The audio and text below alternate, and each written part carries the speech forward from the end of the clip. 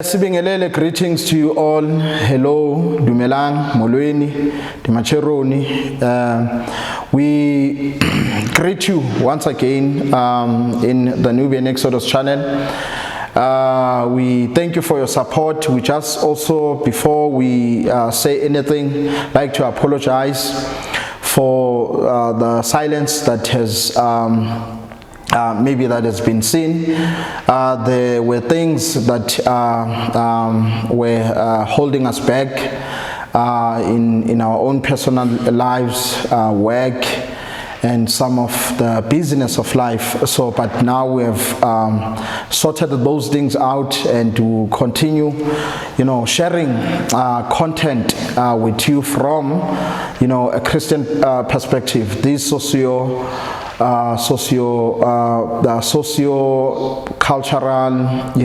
historical, religious, theological issues from a Christian perspective.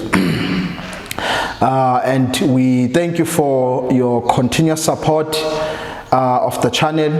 We do have people who have been supporting the channel 5 years ago since we started, and they are still continuing. And there are people who have started following the channel, and they are sharing our work, believing in the message that we are trying to spread there. We thank you very much for that.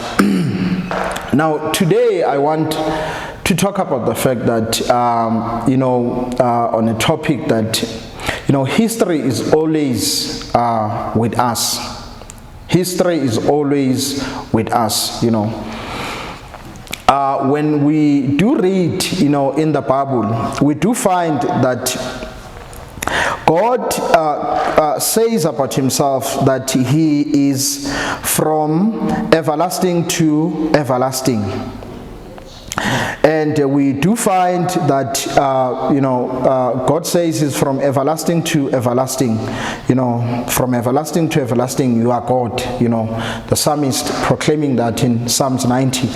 And we do find that God saying that he's the Alpha and the Omega, the beginning and the end. He was, is, and he is to come. We do find that in the eternality of God, that we see that God is outside time. And since God is outside time, God is not restrained by time. Time to God is a servant. Time itself serves, the purposes of God. And God, in this sense, doesn't have, a past. In the sense of, that, how we know that, in the sense that, he's just there in the past and it ended there. God experiences, the past, present, and the future simultaneously at the same time. You see, so in this way, God is above time.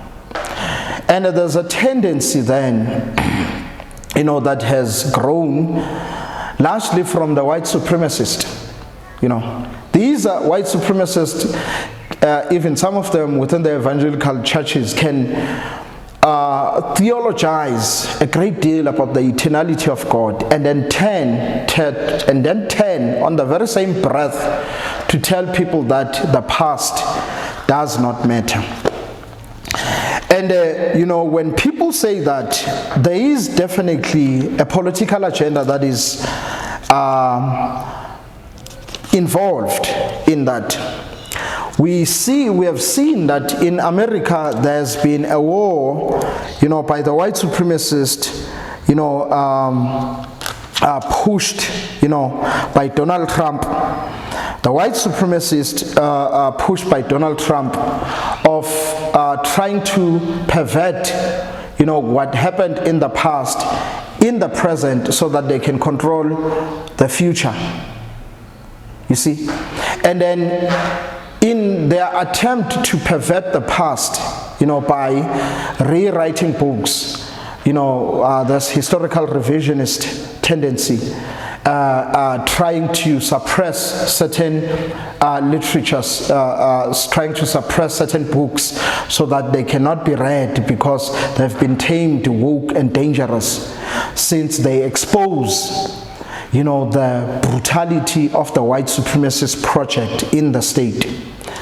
You do have people, even here in South Africa, who are attempting to do that, who are attempting to try and make apartheid as some sort of like a system that was, better than what we currently have. And then the very same people who will be telling you that will be the very same people that when you do, as a native, talk about history, they will be telling you that no, the history is in the past, stop being stuck in the past. And yet, there will be the very same people trying to, resurrect, relived the legacy of their ancestors.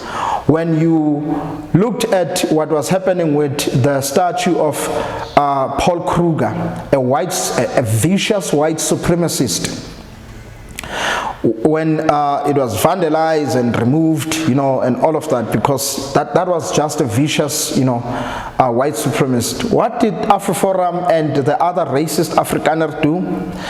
They took the statue and protected it, because they do what? They still want to teach about the legacy of that vicious white supremacist Paul Kruger and his crew, the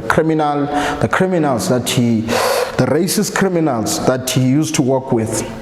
So to these people who will be telling blacks that they should not be focused on history, do away with the history, stop living in the past, the past is past. They will take their own history very seriously. They will protect the legacy of their own people. They will protect what their ancestors were doing. They will try to justify what their ancestors have been doing. Right now, you find that the Afrikaners, the racist Boers, Afrikaners, are promoting a history where they say that they came to South Africa before the so-called Ngunis, the so-called Bantus. They were here before those people. And there's this picture which is trending on social media, which they say that, well, now they were here before those people. Those people only came here in the 1800s and all of that, to try to justify their stay in the land and their removing of the native South Africa off their land, separating the natives off their land. So here's the thing, history always is with us. You do see that the vicious white racist supremacists are trying to justify what their ancestors have been doing in order to try and relive, the legacy of their ancestors. Right now, the AfriForum and these other ultra-racist right-wing Afrikaner, organizations are busy trying to lobby, the United States and the entire European population to come and support them on this myth that there is a farm genocide that is happening in South Africa. The purpose of that is definitely a regime change. They want to rule again. If people can go to the social medias of these people and check the comment sections, Afrikaners are saying that South Africa is their land. They want to take the land back. They want to rule it again. They are not even hiding, those things. So they want to continue the project, the racist white supremacist project, which their ancestors started and which the natives of South Africa stopped. They want to bring it back. They want to resurrect it. This is why you see them trying to build their own universities so that they can teach these types of satanic ideologies, demonic ideologies. They want that. They are recruiting certain churches, certain preachers. They are even funding some of these podcasters, in South Africa, because they want to push back their ideologies so that they can give themselves a nice image and therefore take over South Africa again. This is currently happening.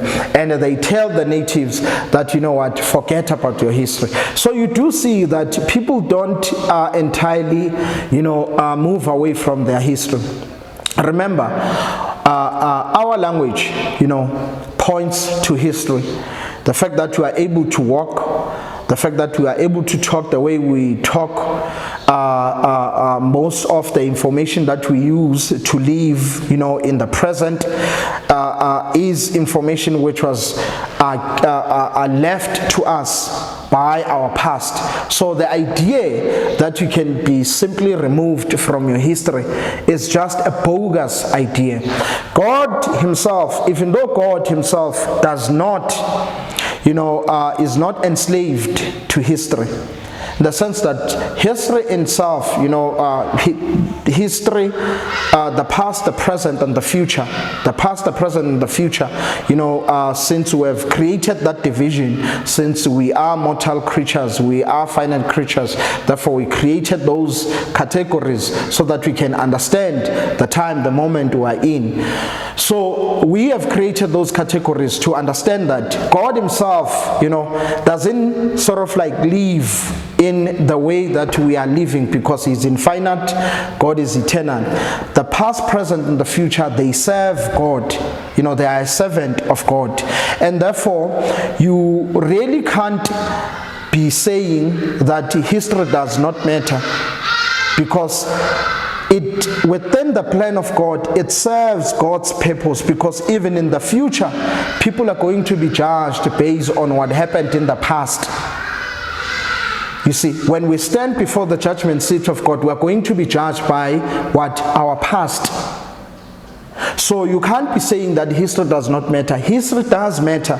Everything that happened in history, God, when he judges people in the future, he's going to be judging them based on what happened in their history, in their past. Even the Bible in Job chapter 8, verses 8 to 10. The Bible says, "For inquire now of bygone generation, and consider what their ancestors have found. For we are but of yesterday, and we know nothing. For our days on earth are but a shadow. Will they not teach you and tell you and utter words out of their understanding?" So even the Bible says we must inquire of the past.